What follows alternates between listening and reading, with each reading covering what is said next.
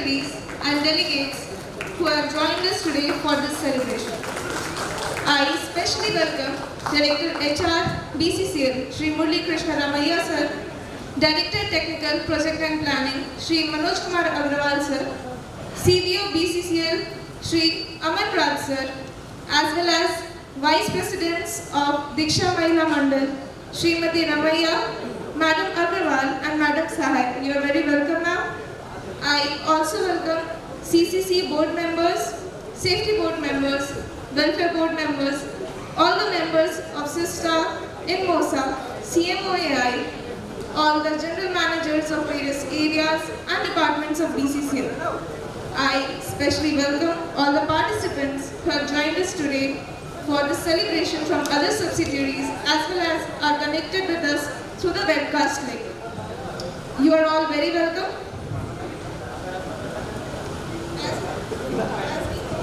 As we know, Coal India Limited has completed 50 glorious years since its incorporation in 1975. To mark this occasion, a lecture series is being organized throughout all subsidiaries of CIL. In this connection, BCCL is delighted to organize this keynote lecture session on Finding Your Inner Leader by Madam Chandramouli. Thank you, ma'am, for joining us today.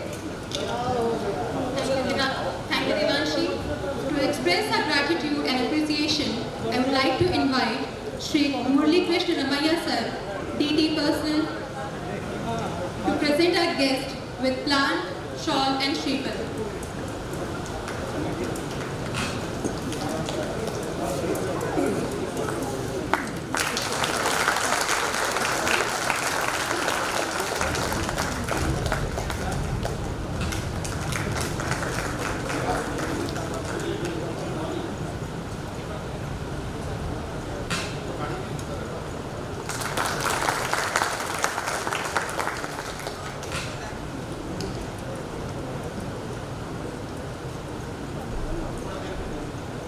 I would like to request GMHRD Shri Anup Roy sir to facilitate our Director PNP Manoj Kumar Agrawal sir.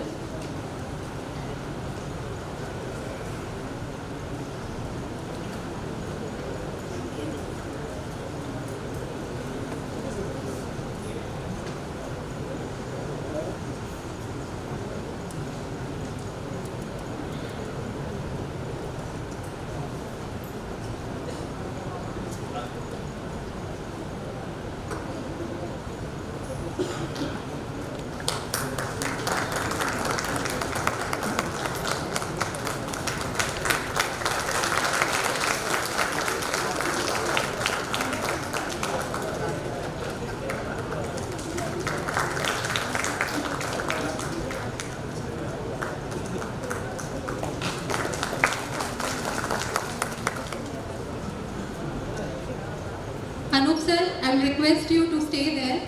Please facilitate our Director HR, Shri M.K. Ramayana sir.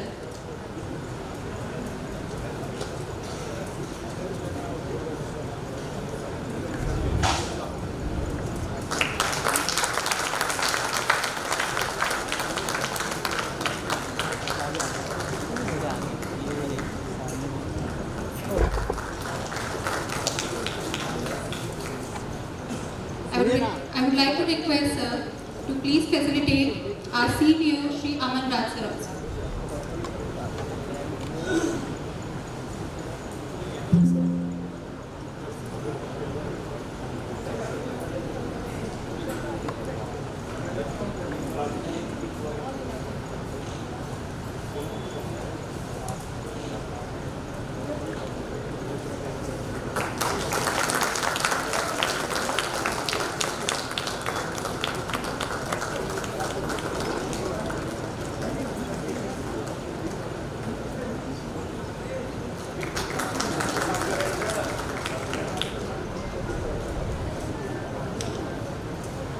Thank you very much, sir. A path can be found even in the darkest of times, only if one remembers to turn on the lights. With these words, I request all our guests and dignitaries to kindly join us for lighting of the lamp and mark the formal inauguration of the session. So please Ma'am, please.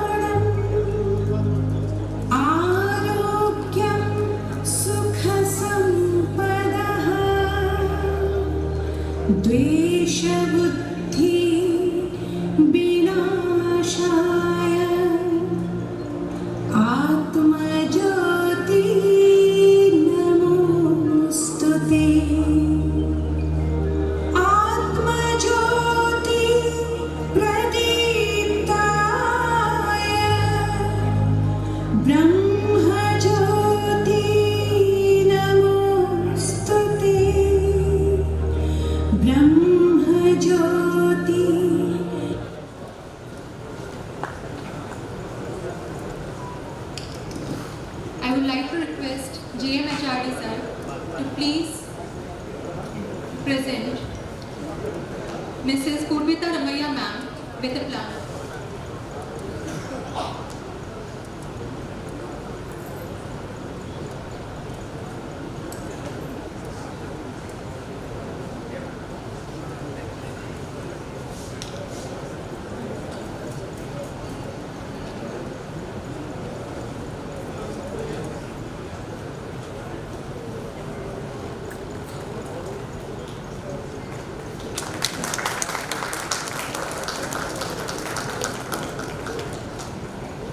Sir, I would request you to please present Mrs. Namita Sahai ma'am.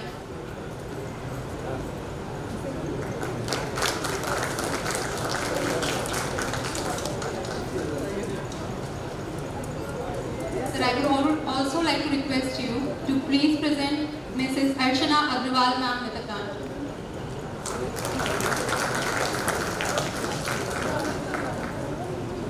Thank you, sir.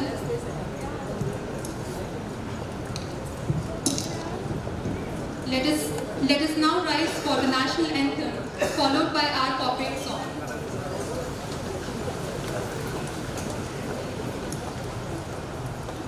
जनगण मन अधिनायक जय हे भारत भाग्य विधाता पंजाब सिंध गुजरात मराठा द्राविड़ उत्कल बंगा विंध्य हिमाचल यमुना गंगा उच्चल जलधि तरंगा तव शुभ नामे जागे शुभ आशीष मांगे गाहे तब जय गाथा जन गण मंगल दायक जय हे भारत भाग्य विधाता जय हे जय हे जय हे जय जय जय जय हे।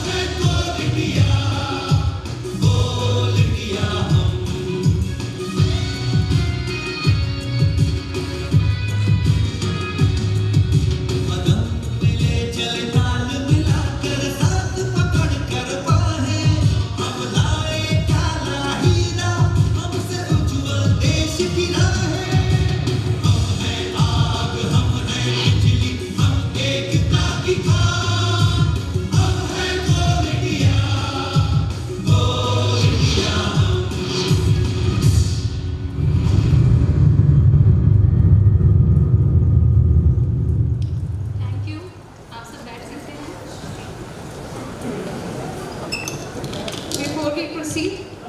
I request all of you to ensure that all your smartwatches and mobile devices are put on silent so that we can have a seamless session.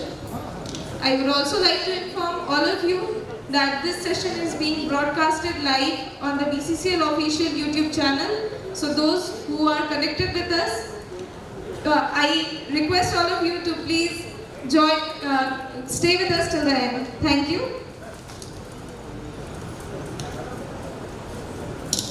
It is both an honor and a privilege to introduce our distinguished speaker for today's session, Madam Anuja Chandramouli, a renowned author, thought leader, and one of India's most respected voices in mythological and historical literature. Ma'am Chandramouli holds degree in psychology and English literature and has captivated readers across the globe with her fresh and insightful narratives. Her debut book, Arjuna, Saga of a Pandava warrior prince, was an instant success, earning recognition from Amazon India as one of the top 5 books in Indian writing. Since then, she has authored over a dozen highly acclaimed books, including Shakti, Yama's Lieutenant, Mohini the Enchantress, and Ganga, the Constant Goddess. What sets her apart is her ability to bridge the gap between timeless mythology and modern day relevance. Her writing explores leadership, morality, inner strength, and transformation, concepts that resonate deeply within the corporate world as well.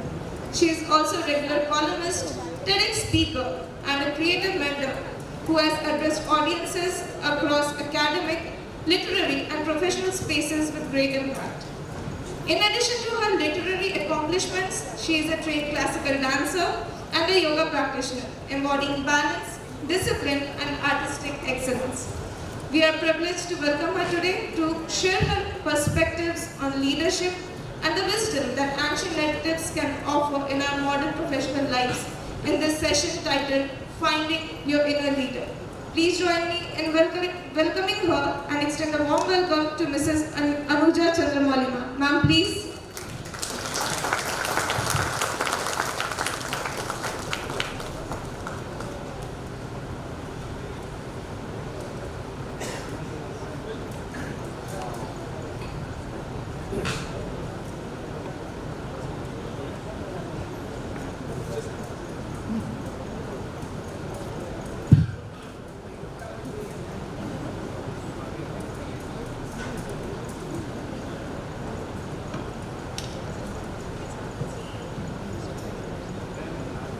Namaste to all of you here at DHANBAD, KOYLA, Bccl. Thank you so much for making me feel like a part of this wonderful extended family. This place is beautiful. I didn't know what to expect. It's my first time here and I'm very, very, very happy to be here. Thank you so much for the warmth and hospitality. So straight at the onset, let me tell you our session as our moderator told us, it's about finding your inner leader and using it to strengthen your personal, professional as well as spiritual self. Now I want to clarify that I am not a self-styled, self-help guru who's going to promise you the world on a platter. I am not going to tell you that I have unlocked the secrets of the universe and in one session I'm going to share it all with you and your life is going to be transformed in one session. We're all practical people. We know that's not going to happen, right? But I can promise this much, you will take something useful away from this session because it is based entirely on personal insights, inspiration and learning from a lifetime obsession with mythology, history and pop culture. Okay, so I will be sharing all of that with you and hopefully you will find it helps in some way or the other. Okay, so straight off, let's talk about something which this world needs right now. Something very important, which is good leaders at every level. I'm not talking about toxic, hyper-masculine types who are portrayed in movies like Animal, Pushpa. How many of you have seen those movies? I also saw. That's why those films became blockbusters.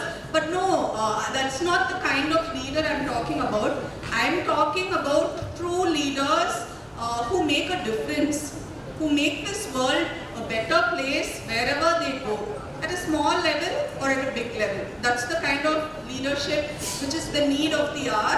And I think we've made a lot of mistakes in failing to create an atmosphere that will yield leaders like this. Let us look at the current news. What's happening in Gaza right now? There's a genocide happening. For the first time in history, genocide is being live streamed on social media. And yet we are so powerless to stop it. We are all complicit in allowing it to happen. The situation in Russia, Ukraine is bad. Closer home, the border situation also is dicey. So we need to pull up our socks, and it's time for all of us to embrace the leader within. Okay? And for me personally, it helps to take a walk through mythology and history, and I hope you'll join me. And before we get started, is it okay if I speak entirely in English? Is that okay? Because the language barrier right now, that's also in the news all the time, no? Regional differences in India, but if it makes you feel any better, yesterday in fact, my cabbie, he could only speak Hindi, and I was like, from Ranchi airport, I said, Bhai Sahab, Dhanbad kitna dur hai? 2 ghante? And he said 3.5 hours. And I'm thinking, oh my god, did I say hours, minutes, what are we talking about? It was quite an experience. But if it makes you all feel any better, in Tamil Nadu also, they scold me for my Tamil pronunciation. They say for a Tamil girl, you're not pronouncing your last properly, so I get scolded everywhere. Equal language offender. And already there's a barrier, slight language barrier, north-south divide here. So I thought, instead of standing up here, I'll come down. And you know, we can all just, it's good. I didn't prepare a PowerPoint and all. It's not because I was lazy. It's mainly because I feel that if I spoon feed information to my students, they kind of, become lazy. They feel like, okay, anyway, the main point she gives it, no. So I want to make them work. I would like you also, I would like this to be an interactive, immersive session. So anytime you disagree with me, if you say, ma'am, your point is too silly, ma'am, you can raise your hand and we can talk about it. Okay? So I will just grab the mic and I will come down.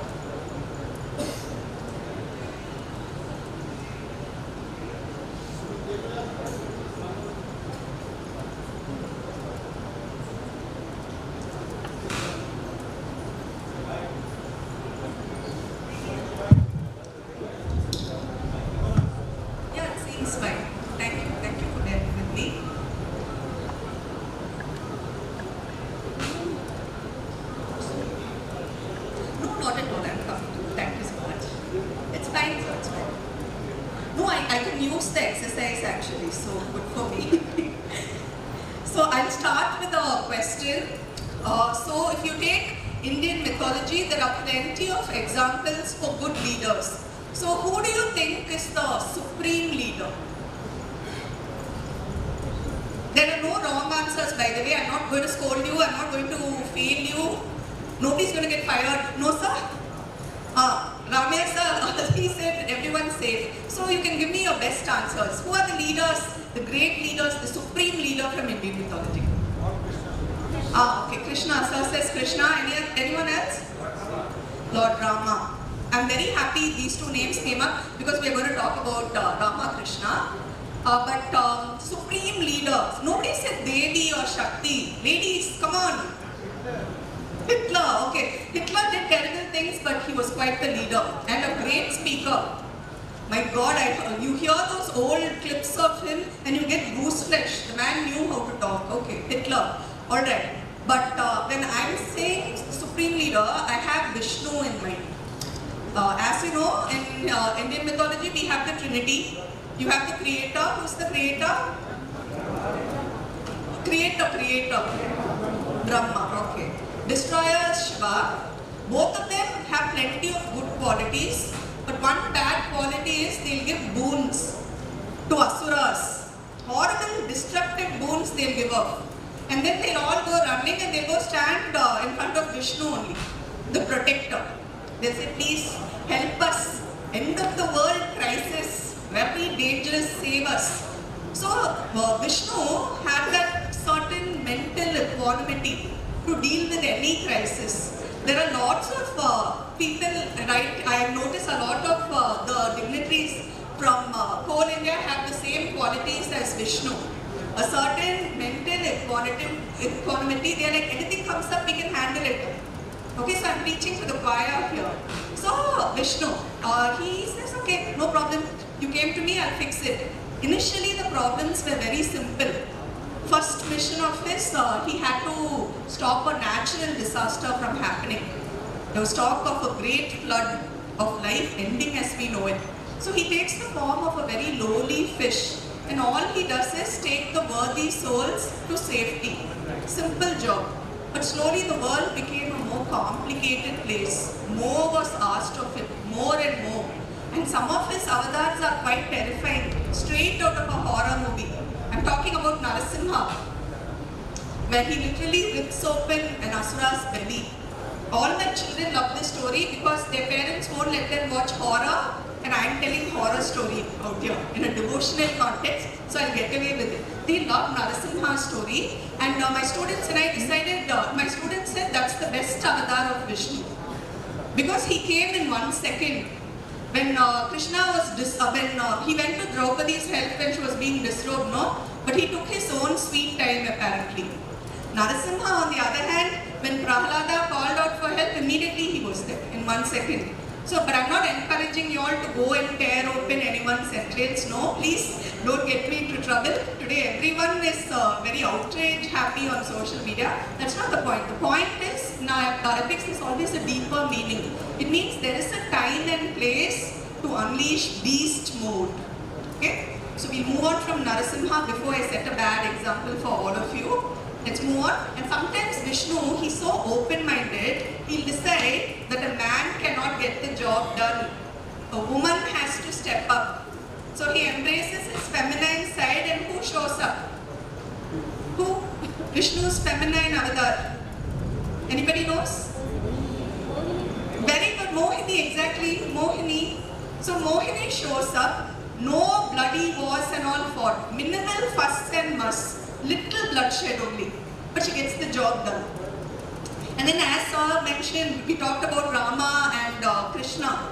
Let us talk about those avatars of Vishnu, because when it comes to those two, you don't even have to spell out the leadership qualities which these two possessed. Their stories speak for themselves. Now Rama is a very, very divisive figure today. Even today, he's beloved, adored, all that is there, but he also gets a lot of criticism. Can anyone tell me why? All lady troubles for everyone, husband and wife issues, always. Ekta Kapoor serials were not kidding, always family drama only.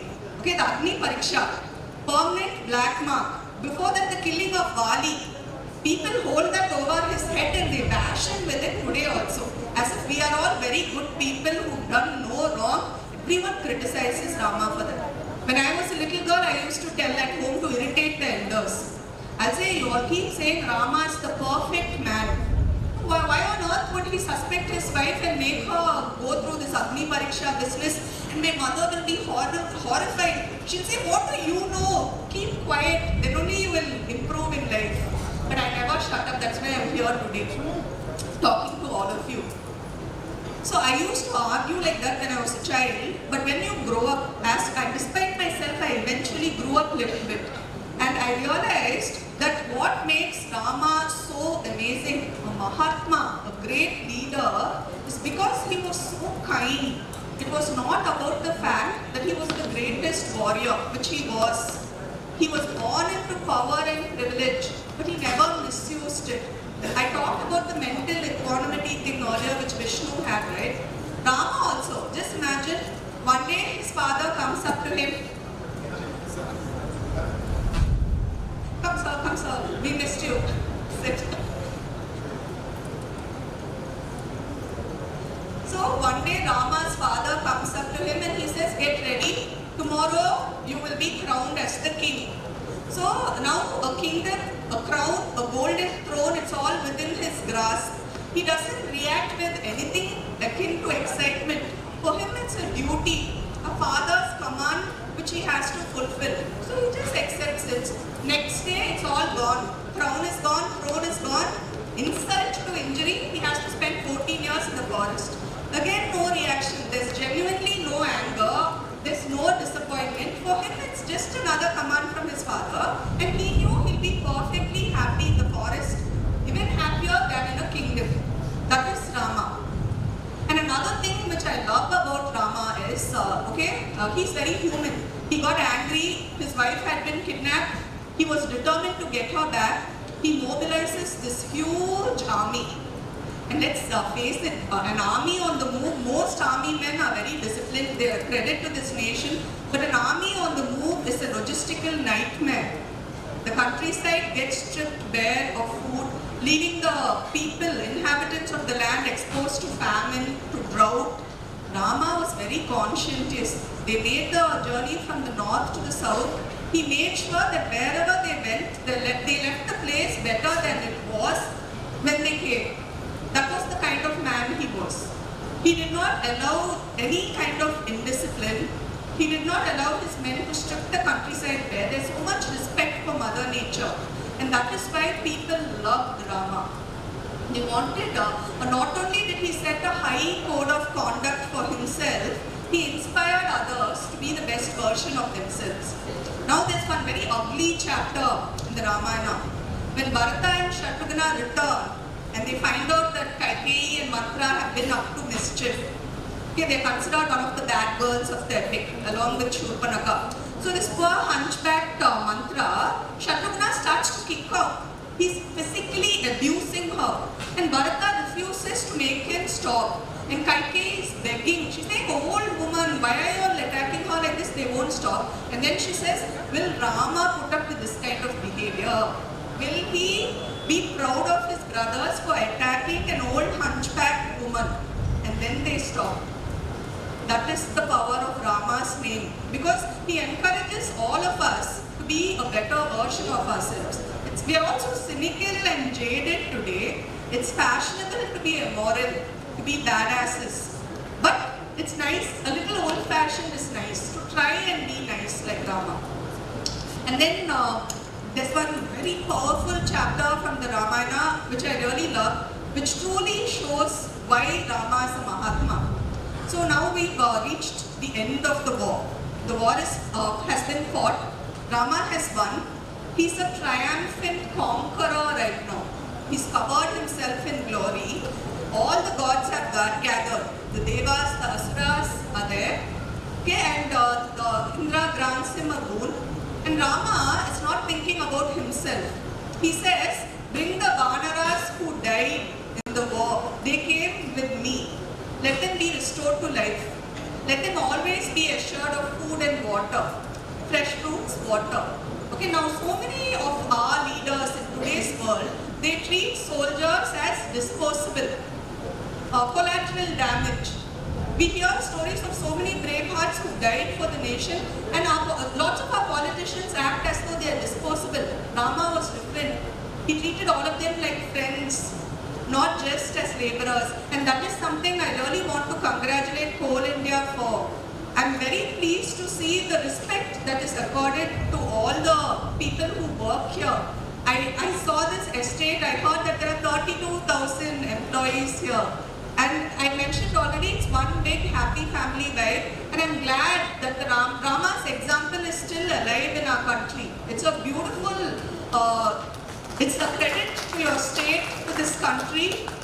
I congratulate all of you for pulling it off. It's very inspiring. I can't wait to go and tell my students about this experience I've had.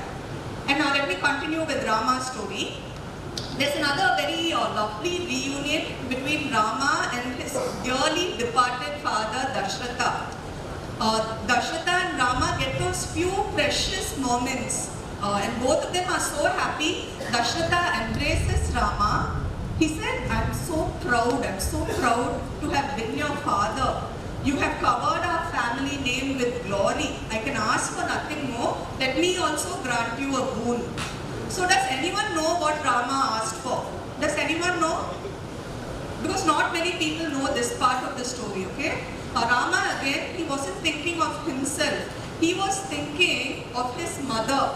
What's Rama's mother's name? He was not thinking of Kausalya, he was thinking of Kaikeyi. Because she also, in his head, she was not stepmother. She was mother. And he told, there's a story, another ugly incident where Lakshmana is using very abusive language towards Kaikeyi when they are setting off towards exile. He tells Rama, she showed her true colors. She and her son must have plotted all this together. And Rama immediately says, Lakshmana, please stop. I will never allow you to insult my mother and my brother like this. Okay, there was absolutely no ill will on Rama's part towards Kaikeyi. Now Rama was a man. He did not know about the backstories. He did not know about the working of destiny. He didn't know all those things. And he explains it beautifully to Lakshmana. He says, when we had a golden childhood, so many beautiful memories because of Kaikeyi. Our father always used to like being in her palace. She'll make it a point to cook all our favorite dishes. She made us feel welcome. She treated us like her sons. That's why she's also my mother. I will never let anyone insult my mother. Okay? And Kaikeyi was not a villain. She was not a bad girl. She was an instrument of destiny. Rama was not born for the purpose of sitting pretty in a golden throne in Ayodhya. Rama was born for the purpose of slaying Ravana, and Kaikeyi made it happen. She was a catalyst. So no blame attaches to her. And when Dasharatha gives him a boon, Rama says, my mother loved you. She loved you truly. And she suffers because you don't love her anymore. You are angry with her. It destroys her. It hurts her. I cannot bear to see my mother in pain. He's far away, but he understands his mother's suffering. He asks Dasharatha to forgive her, to start loving her again. And Dasharatha agrees. And they say Kaikeyi, who had aged so much during their exile, no? They say she became youthful and beautiful again because Dasharatha's love was restored to her. So that, when we talk about characters from epics, a lot of times I'm asked, what is the present day relevance? Why are you talking about magic and flying monkeys and whatnot? I'm saying, see, all of us, we can't pull off miraculous stunts like Rama, but these small examples we can take and incorporate into our lives. And it's not a karmic debt thing. If I do good, if I store all the good deeds in the bank, I will get return with interest. Not like that. Let's just do the right things because it's nice to be nice. That's all. Don't expect anything in return. That is Rama's lesson. Now, shall we talk about somebody who was a lot more complicated than Rama? Krishna. Okay, we'll talk about Krishna, the master of mischief in so many ways. My personal favorite. I love Krishna. I'm a huge Krishna fan. And Krishna also gets a lot of criticism. Okay, can anyone tell me what he's accused of being? Anyone? It's a very huge vice. It's the subject of soft porn, I think. Krishna's Ras Leela and all. People say he's such a womanizer. How? Womanizer. All those, how many wives, how many lovers? When did he find the time to do all this work that Krishna? How many heartbroken women in tears he left in his wake? All that is leveled at Krishna. But what I always say for this is that when Draupadi was being disrobed in the Sabha, nobody came to her help. Okay? None of the so-called greats of the Mahabharata, Bhishmacharya, Dronacharya, Dhritarashtra, all the elders, Vidura, the big names, nobody stepped forward. Krishna wasn't even there, but he came to help her. He is always a champion of women. And all those, he had enough love in his heart to go around. Okay? Which is not to say I'm again endorsing polyamory or anything of the sort. Please don't get me into trouble. That's not my point. My point is, all those women loved Krishna, he loved them back. And it was a different world. The rules which apply to us did not necessarily apply to them. And another thing with Krishna is, Rama demigod. Krishna was more God than man. So he was definitely not bound by the rules of our society, the rules of humankind. Okay, he was also a Trikalayagni, which means he was aware of events from the past, present and future. So his approach was very different. And so now we address the womanizer charge of Krishna. Now let's talk about what makes him one of the most brilliant leader of all time. I agree with sir. Krishna was an amazing leader. One, he was not the face of power. Whether with his own people, the Yadavas, he put his aging Ugrasena on the throne. He said, I don't want the throne, though he won it from Kamsa.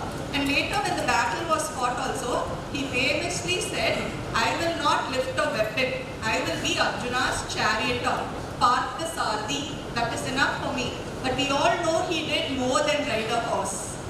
He controlled the ebb and flow of battle on his fingertips. He was like a chess grandmaster times a billion. The way he moved all the pieces around to get the desired outcome.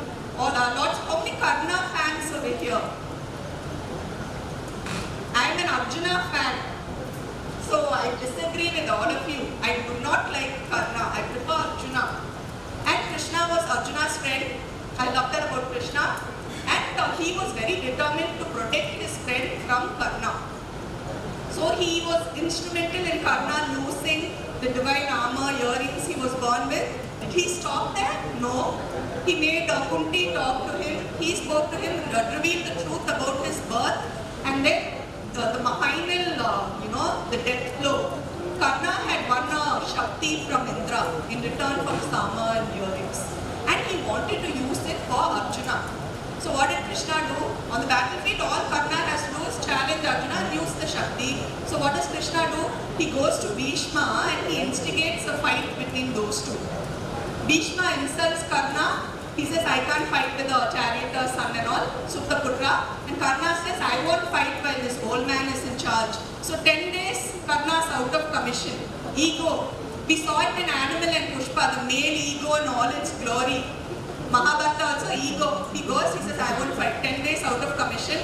Then Krishna did everything in his power to make sure that the two of them did not meet on the battlefield. And finally, he made sure Karna used that Shakti on Gatotkacha, Bhima's son. And then when all the obstacles had been removed, then he set them on each other. He got the desired outcome, protected Arjuna. Okay, a little villainous. Sometimes you have to be villainous only. Leadership calls for that. A little of this, a little of that. I am not endorsing villainy. Krishna knew what he was doing, is my point. And now we come to one of the most powerful, terrifying chapters in the Mahabharata, which is so intense. It's a heartbreaking chapter. The war is over. The Pandavas desperately need good news. They may have been the winners, but they lost everything. All their children are lost. All their relatives are lost. They are traumatized. They are devastated at the end of the war. And there's a really villainous character, Ashwatthama. He directs the Brahmastra into Uttara's womb, Abhimanyu's widow. She's carrying the future of the Kuru line. And he directs the Brahmastra into her womb. And they're all so terrified what is going to happen to this baby. And then they hear crying and wailing from the ladies' quarters. They all gather there because they are frightened. Everyone's crying. The ladies are pulling their hair, they're beating on their chest because the baby is stillborn. Parikshit is stillborn. Draupadi alone says, dry your eyes. Why are you all crying? Krishna's here. He promised us the life of this baby. His words are never false. And here at this moment, it's as if the Mahabharata has anticipated all the future criticism leveled at Krishna. He was accused in the epic itself of being a war criminal. Today Netanyahu has also been judged a war criminal. Same allegation was leveled at Krishna. Gandhari said, you are a war criminal, you have blood on your hands, this mass destruction, this great war which has taken so many lives, it's on you, Krishna. And she hears this sin. But the epic makes it a point to establish his valor, his honor. Because Krishna comes forward, no fanfare, there's no drum roll. Very quietly he says, if I have stayed true to the path of Dharma, if I have never lied, then this baby will live again. And this baby starts to breathe, the baby starts to cry. And here we know that Krishna is the greatest, the Mahatma. And here the thing is, thank you so much. The thing which Rama and Krishna have in common is, they were wielders of power, but both of them were married to duty, responsibility and service. Okay? Krishna served Bhumi Devi. She was his consort, he was her champion. Everything he did was for the welfare of Bhumi Devi. So both of them chose service, but they just had very different approaches, which is our takeaway from both of them. Different approaches work. We don't have to be bound by textbook definitions of leadership, of corporate definitions of leadership, because the answer is always more creative than that. Reading, writing, stories, they are not considered hard science, but I like to think of it as common sense science. Okay? Now, before I move on from Vishnu, can anyone tell me who funds Vishnu's operations? Anyone? His treasurer. Everyone is in love with her, by the way. Any point in history, anywhere in the world, everyone is running after Vishnu's treasurer. Yes, Lakshmi. No woman has been chased as much as Lakshmi. It's truly a curse for her. But everyone knows the story of Samudra Manthan, how she emerged from the churning of the ocean. She was the most precious treasure yielded up by the ocean, more precious than immortality. And when Lakshmi emerged, the Devas, the Asuras, they forgot about immortality, they forgot about everything. They all started chasing her. And she laughed, because you cannot catch her against her will. They forgot honor, dignity, they are running after her like madmen, like insane madmen. But they come close, but she's never, they can't even touch her. Okay? So she's everywhere, but you can't get close. Now, name the only person who did not run, the only soul who did not run after Lakshmi. Who was that? During the no wrong answers. Who did not run after her? Who did not pursue? Who did not chase? Yes, the supreme leader Vishnu. It was not because he was not in love with her or anything, but Vishnu understood her. Now we get a very sterilized version of Lakshmi in our legends, where she is portrayed as the embodiment of auspiciousness, which she is. But Lakshmi is also very free-spirited. Okay?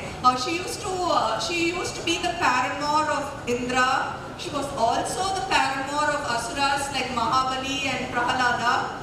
She at one point, Yama was her lover, Soma was her lover, and so some of the uncharitable people in Devloka, they will say, does fortune go where Lakshmi goes, or does Lakshmi go where fortune goes? Did the chicken come first or did the egg come first? Age-old conundrum. And they used to call her Chanchala, which means faithless. But Vishnu did not judge her, he did not call her names, he did not make fun of her. He understood. He understood that Lakshmi was very free-spirited. She was who she is. So what he did was he opened his heart. He opened his heart to her. He created this very safe space which was not intended to tramp her, to hold her, to imprison her. It was a very safe space for her to come and go as she pleases. Okay, that's all he did. Now, so that is where she resides, by the way, in his heart. She chose him. And what we are supposed to understand from this, okay, lots of people, a true leader, he needs finances, right? You cannot do anything with love and fresh air. You need funds. And now everybody stumbles when it comes to raising funds, finding Lakshmi, keeping her by your side. It's a lot of people's lifelong quest. Lots of people get frustrated, but with mythology, no, the answers are not put in a treasure chest and hid in the bottom of the ocean. The answers are right there. It's very simple actually. It will be there in front of you, but doing what we understand is very difficult. That is the point here. Okay, don't run after Lakshmi. The more you run, you keep being greedy, you keep trying to make money at the expense of others, then there will definitely be karmic retribution. So the epics say, just create a safe space, make yourself worthy of abundance and prosperity. Then you don't have to go running after prosperity or fortune. It will come. It will come. You will find what you need to fulfill your dreams. You just need to have faith, and you need to keep working on your skill sets, and you need to not give in to your baser instincts. Easier said than done, because money makes the world go round. Money makes monsters of all of us. No matter how much money we have, everyone wants more. So now we spoke about virtue, right? About cultivating virtue. Let's also talk about vice. Okay? Because the other side of the virtue coin is the vice coin only. Vice is there. None of us are free from vice. Okay? And our ethics are very honest about acknowledging that it's right there. Vice also has a part to play. Now we talked about the goddess of wealth. So can anyone tell me who the god of treasure is? Does anyone know? So Kubera has a very interesting backstory which not many people know. I'm going to share it with you. Does anybody know who Kubera was in a former life and what all stunts he got up to? Anyone's familiar? So you're hearing it for the first time from me. Yay, okay. I told you you'll get something useful. So in a former life, Kubera was a rishi's son and his name was Gunanidhi. And he was a spoiled brat. Daddy was very busy, so mummy spoiled him rotten. And when they packed him off to the ashram, he continued being a spoiled brat. And according to the Devi Bhagavatam, he fell in love with his guru's wife.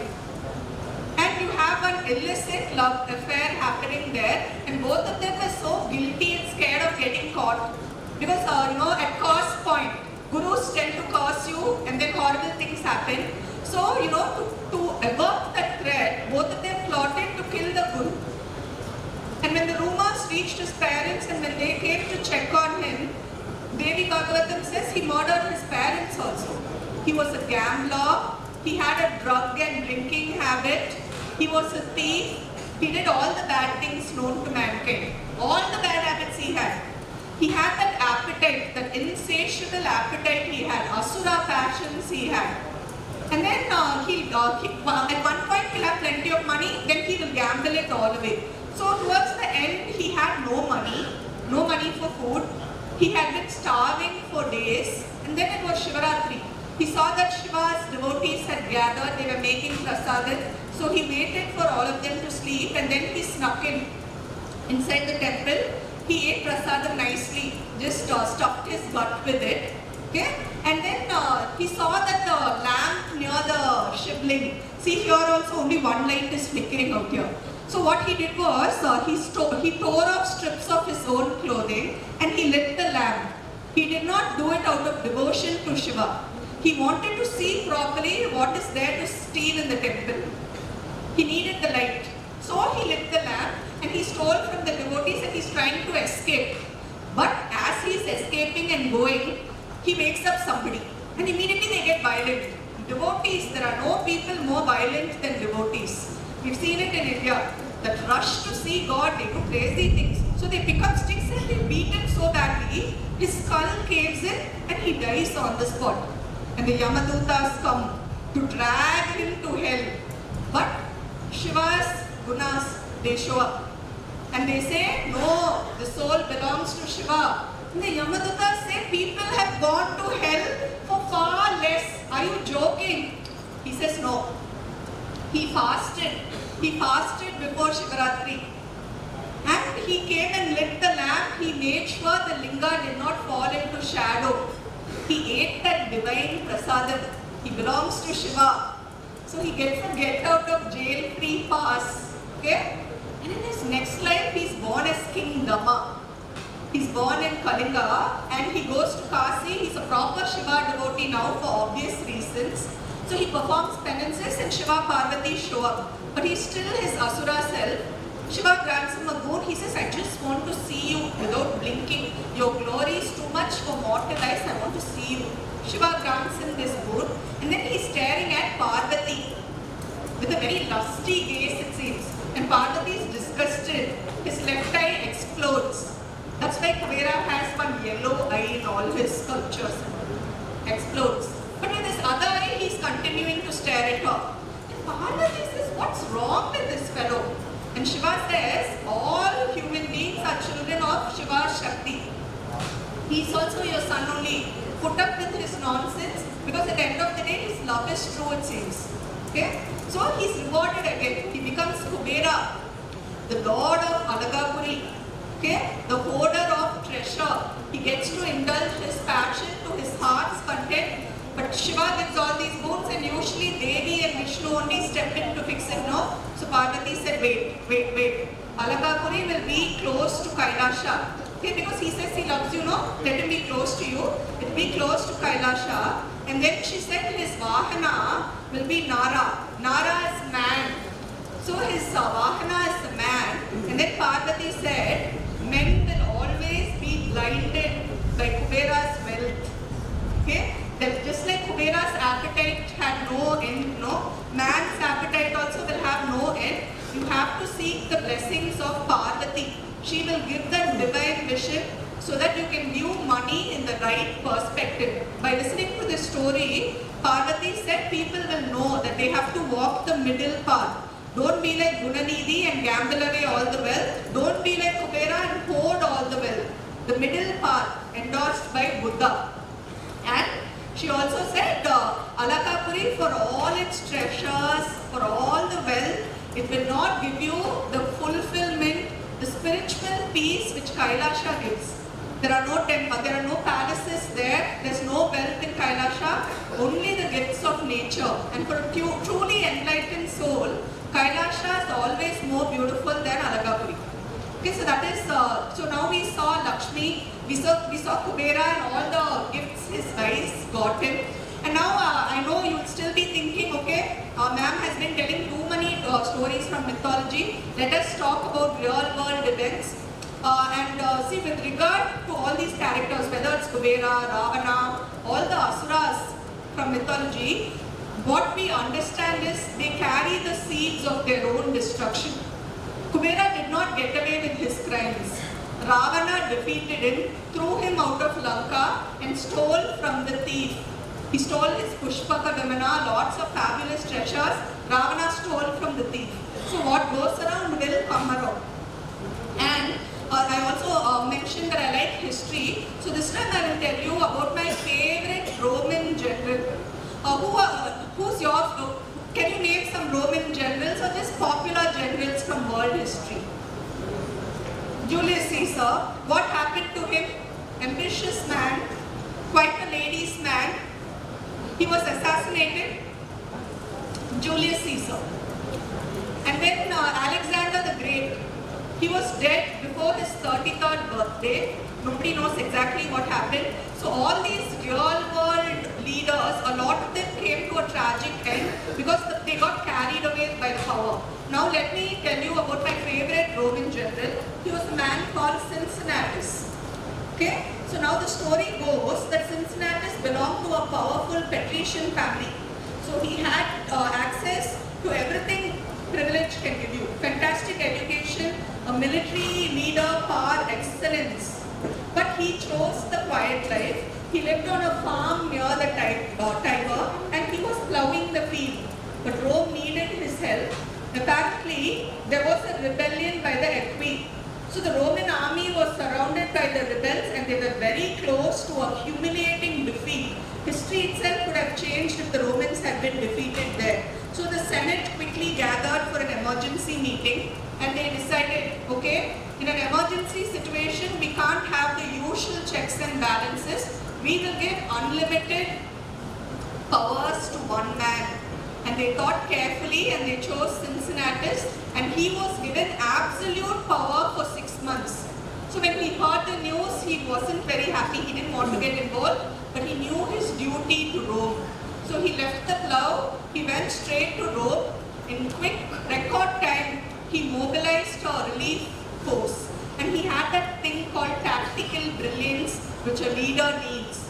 Okay? And he divided his force. He said one half of the force will challenge the rebels, the others will cut off their escape route. So a two-pronged approach, and the rebels were slaughtered to the last man. He did all this and he rescued the Roman army in 2 weeks. On the 15th day, he resigned and he was back in the farm. He had unlimited power for 6 months. Everyone thought, because he became so popular, no, he could have been the greatest emperor in history. But he said goodbye, he went back, he picked up his plough, returned to farming. So it can be done. There are people who can balance it, who don't carry the seeds of their own destruction. You can be a good leader. We've seen stories from history, myth. I really hope I've given you some insights, provided you with building blocks which you can use to build your own success story as the leaders you were all born to be. I've been very, very privileged to see how the KOYLA family works in this up-close and personal format. I really thank all of you. It has been a pleasure and privilege. If you have any questions, you can feel free to ask me. Thank you so much for having me. I will return to Tamil Nadu with the best memories ever. Thank you so much.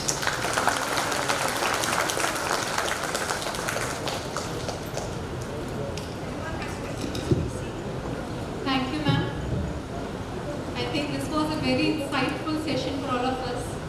You took us through our mythology and towards our leadership skills, which was embedded in our culture from very long. Now, I would like to invite Mrs. Parimita Ramayya ma'am, Namita Sahai ma'am, and Archana Agrawal ma'am to present our guest speaker with a moment.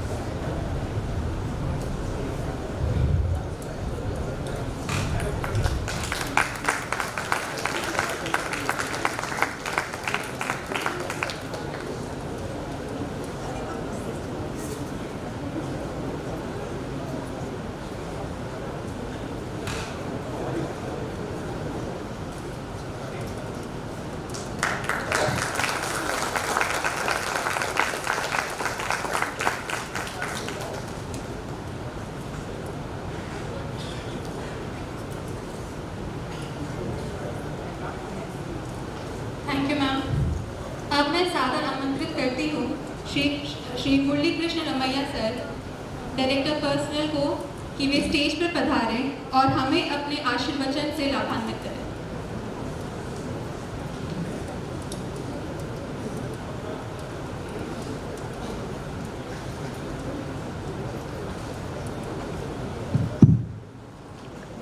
Good afternoon, everyone.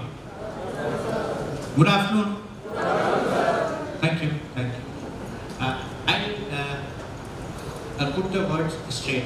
See, I have heard many leaders talking. I have seen not many people talking from the dais. I have seen the first orator who speaks from the web. So let's have a big round of applause for her.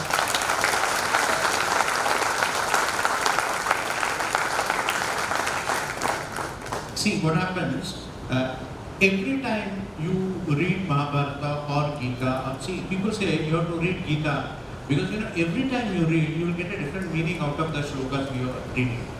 So today, we have got a different perspective of the leaders we have heard about. There are three takeaways for me from this. I am telling about myself because I have got this mic, that is why I am telling. I have learned one thing, कि अगर आपको राम की जरूरत है, आपको राम को मत खोजिए, आप लक्ष्मण बनिए, आपको राम मिलेगा। lesson number one. Lesson number two is, after the game of chess is over, the king and the pawn, they go into the same box. तालियां बजनी चाहिए. And what happened? One more thing which is very true, I take sessions, so I keep on saying this. I went to a chai ki dukaan and I found that there was a boy, it was Sunday, around 10:30 or 11 o'clock, there was a boy who was wearing a t-shirt, सामने लिखा हुआ था Lionel Messi, पीछे में लिखा हुआ था number 10. वो उसके हाथ में बीड़ी थी और एक कप चाय पी रहा था. ऐसा लग रहा था कि जस्ट नींद से उठाया, वो एक कप चाय पी रहा है, उसके साथ में बीड़ी पी रहा है. And I don't have any doubt in saying that he might be feeling that he is Lionel Messi. But we miss a point that at that particular point of time, what is Lionel Messi doing? If we really are emulating the leaders or the role models, we have to exactly follow what they do. If you really want to do something in your life. I only feel, I have seen lot many people, they go to the burning ghat where dead bodies are being burned. Everybody becomes a saint there. Yeah, this is life. देखो क्या जिंदगी है, कुछ भी नहीं है यार, देखो क्या कर रहे हैं. And it stays only for 35 to 40 minutes. That is what wisdom of the burial place बोलते हैं. After you come out of the burial place, again किसको कहाँ टोपी देना है, किसका कहाँ से क्या मार लेना है, that is what happens. So that learning has to remain. And today, I tell you, when we were discussing these are the speakers who are going to come into Coal India, BCCL will get Anuja Chandramouli. I think you're maybe 20-21 years younger to me. Just imagine, मेरा बेटा भी इनसे बड़ा है. And I'm telling you, see, I was talking to her, I was telling that मेरा mental age always 21 रहता है. I'm always 21. So you give me anything today, I'm going to practice it. I'm going to, I don't have any, problem trying it. So when I talk to her, I'll be going through her books now, and I'll be finding what. See, the most important thing in life is, even if you don't do anything, life is going to pass off. The most precious thing in life is time. If you're not able to take care of your time, you're going to be perished. From the bottom of my heart, thank you so much, ma'am, for your presence here, and your words, of course, I can understand. And I will see that the next opportunity when we get for the younger generation, I would like to have you for the younger generation. Number two is, when we are having speakers like this, I am not saying that कि आप लोगों ने इससे अच्छा wisdom वाला session नहीं देखा था, नहीं सुना था. मैं बोलता आपने सुना होगा. But मैं कहना चाहता हूँ कि इतने सारे लोग एक साथ, we are synergizing. We have individual energies, but today we are synergizing and we are taking home some points which we will talk to our kids. आप आज यहाँ घर जाएंगे तो you will be talking to your wife, you will be talking to your kids, and you will be talking good about today's session. हाँ कि नहीं? अगर हाँ तो तालियां बजनी चाहिए. And really, for me, the most important thing is the whole life I have done only one thing is that, to me, I do not underestimate people. At the same time, I do not overestimate. I do not underestimate even the smallest young person here in my organization. I am responsible for 32,118 employees of BCCL, and I respect each one of them. And when I am saying this, I put on only point. I always see how I have learned. I have learned कि दाग बुद्धि के चेहरे पे लगा होगा, आईना पोंछ का क्या होगा. I don't rub the mirror and see my, whatever flaws which I have, I want to correct it. That is what, and I thank you so much. And to thank, I was seeing the weather outside, but inside nothing has happened. Thanks to the DNM people, DNM department for the DG set which they have used. Thanks to Anupraj. Thank you so much for taking pains. I like each and everything which you have done. Thank you so much, and a big round of applause for CHRD. Thank you so much. Thank you. Thank you, sir, for your kind and very inspiring words. Now, as we come close to the program, I would like to invite Shri Anup Roy sir, GM HRD, to deliver a vote of thanks. सभी को नमस्कार, जोहार।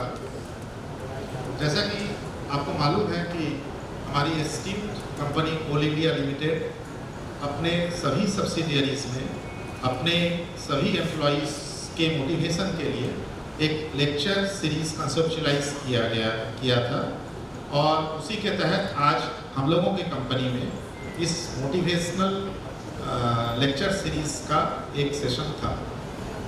आज हम लोग बहुत धन्य हैं कि हमारे बीच में एक प्रख्यात लेखिका, क्लासिकल डांसर और एक प्रख्यात मोटिवेशनल स्पीकर सुश्री अनुजा चंद्रमौली जी हमारे बीच में मौजूद हुई।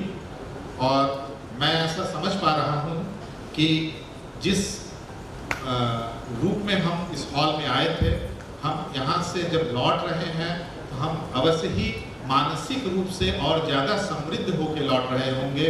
मैं समझ पा रहा हूँ कि ये इनका जो एनरिचिंग और फुलफिलिंग लेक्चर सीरीज था वो जिस उद्देश्य के लिए किया गया था वो अपने उद्देश्य को प्राप्त किया गया है। और मैं इस कारण से BCCL परिवार की ओर से उनको सहृदय आभार व्यक्त करता हूँ।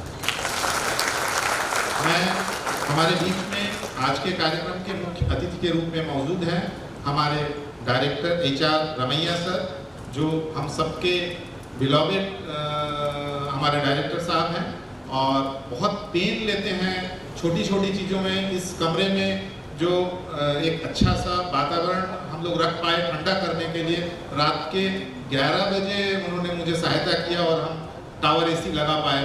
और मैं इस कारण से उनका काफ़ी आभार व्यक्त कर रहा हूँ पूरे हाउस की तरफ से।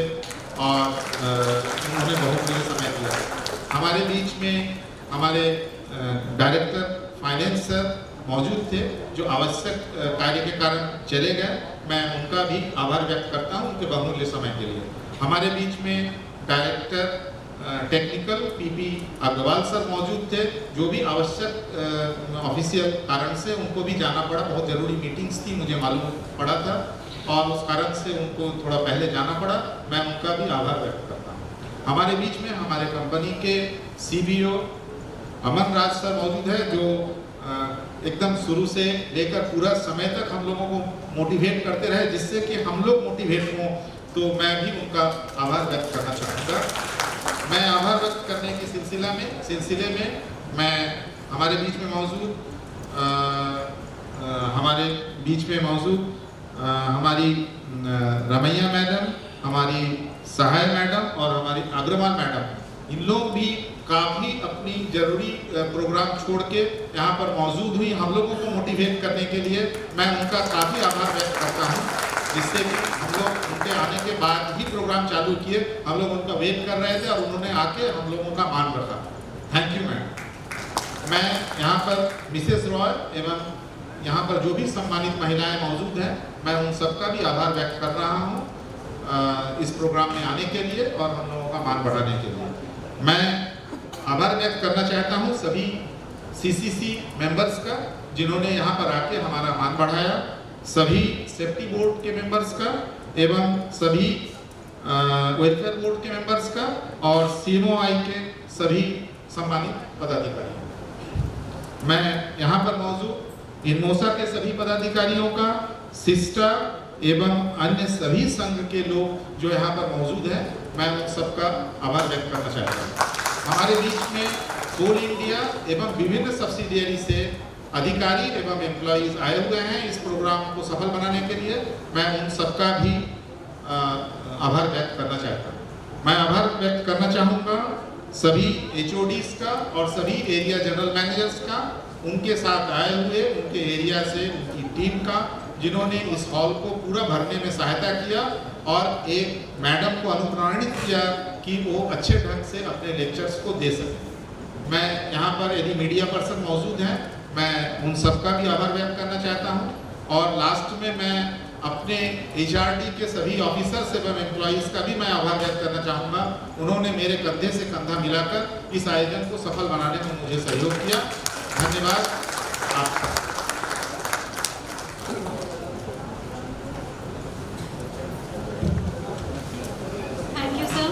Thank you all for a gracious present and active participation in this program. You are all invited for high tea outside. Please join us.